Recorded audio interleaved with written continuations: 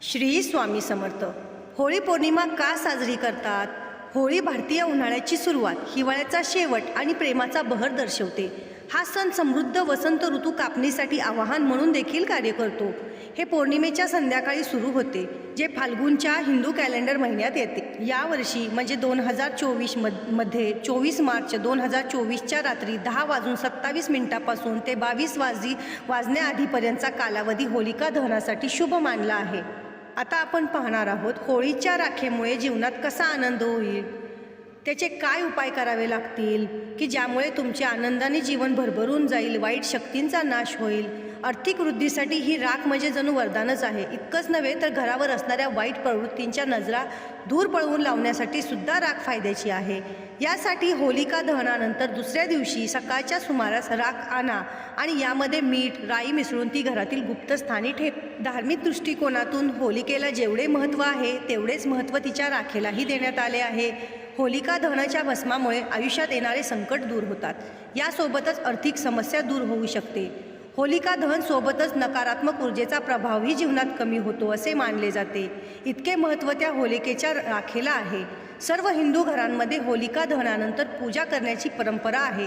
पूजेनंतर होलिका दहनाची राख घरी आणली जाते। होलिका दहनाच्या राखीचे विशेष महत्त्व मानले गेले आहे। याच्या वापराने घरातील सर्वात मोठा वास्तुदोषही निघून जातो। होलिका दहनाची राख शांत आणि समृद्धीसाठी 2 प्रकारे वापरली जाऊ शकते। होळीची राख आणि तांब्याची 7 नाणी एका लाल रंगाच्या कपड्यात बांधून तिजोरीत ठेवल्यास घरात धनधान्य संपत्ती नांदते असं म्हणतात। आर्थिक वृद्धीसाठी ही राख म्हणजे जणू वरदानच। इतकंच नव्हे तर घरावर असणाऱ्या वाईट प्रवृत्तींच्या नजरा दूर पळवून लावण्यासाठी सुद्धा ही राख फायद्याची असते। यासाठी होलिका दहनानंतर दुसऱ्या दिवशी सकाळच्या सुमारास राख आणा आणि यामध्ये मीठ राई मिसळून ती घरातील गुप्तस्थानी ठेवा। अशी ही धारणा आहे की जी मंडळी सतत आजारी असतात त्यांनी साधारण महिनाभर होलिका दहनापासून 1 महिना कपाळावर ही राख टिळा म्हणून लावावी। याचे परिणाम लगेचच दिसू लागतील। नवग्रहांच्या दुष्परिणामांना टाळण्यासाठी आंघोळीच्या पाण्यात होळीची राख मिसळावी। यामुळे आर्थिक आणि शारीरिक तुम्हाला फायदा होईल। इतकंच नव्हे तर घरात सुखशांती नांदत नसेल तर होलिका दहनाच्या दुसऱ्या दिवशी पहाटे थोडी राख घराच्या कोपऱ्यात उडवा। हा उपाय सकाळच्याच वेळेत करा। एक बाब लक्षात ठेवा की इतर कुणी हे पाहणार नाही। यामुळे गृहक्लेश दूर होण्यासोबतच घरातील सदस्यांमध्ये असणारे मतभेदही दूर होतील। अशा प्रकारे आपल्या आयुष्यातील समस्याही दूर होतील।